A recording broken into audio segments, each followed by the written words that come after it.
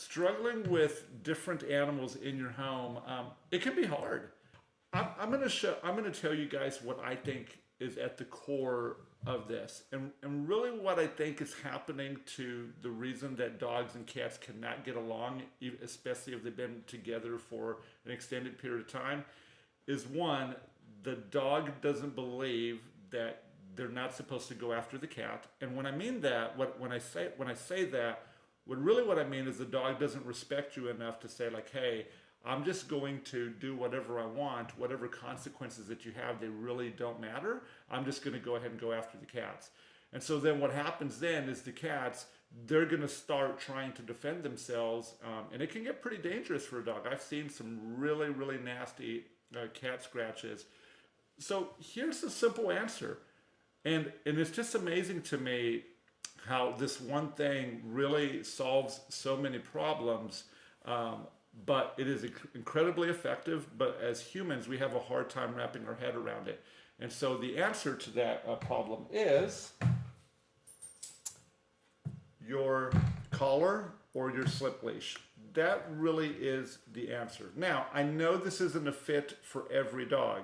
And there's a dog, the dog that I'm actually thinking of whose owner asked this question, this tool probably is not going to work for this dog at this point.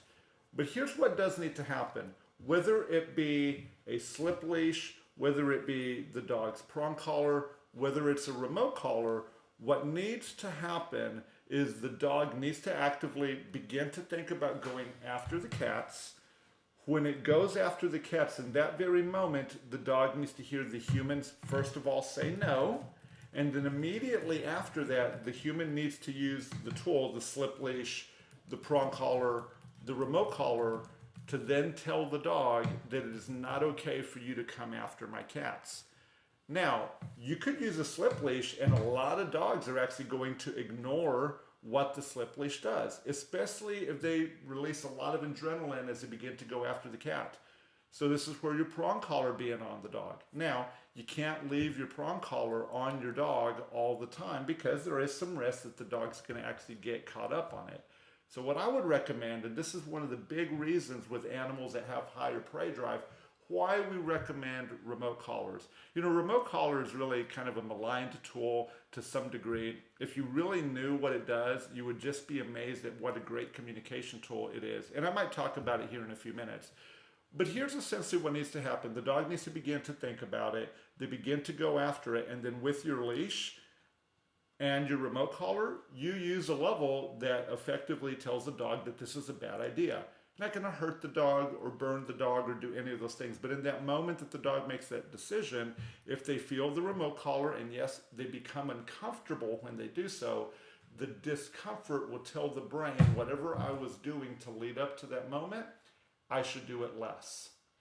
And when that happens, and if it can happen consistently for, I'd say, a couple of weeks, each time the dog begins to escalate, then you're going to begin to see that the cats are going to begin to trust to come down.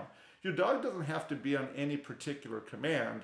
It helps if your dog is in a place, but as long as you catch your dog in time when it begins to escalate. Now, let me give you a fair bit of warning here. If you don't have your dog in a command, if you don't stage this whole thing, if you don't have your dog in a command, you're much more likely to overstimulate your dog with a remote collar, as if you were prepared, you stage the event where the cats come out, the dog comes into prey drive, and then you use your remote. It's going to be at a much lower level, and it's going to be more effective that way, I believe. So the remote collar training probably really is the right answer for that specific dog, but for all dogs in general, whether it be a slip leash, a prong collar, or the remote, some kind of training tool that teaches the dog that you go after them and you will feel uncomfortable for doing so. One more tidbit, because I think it's important.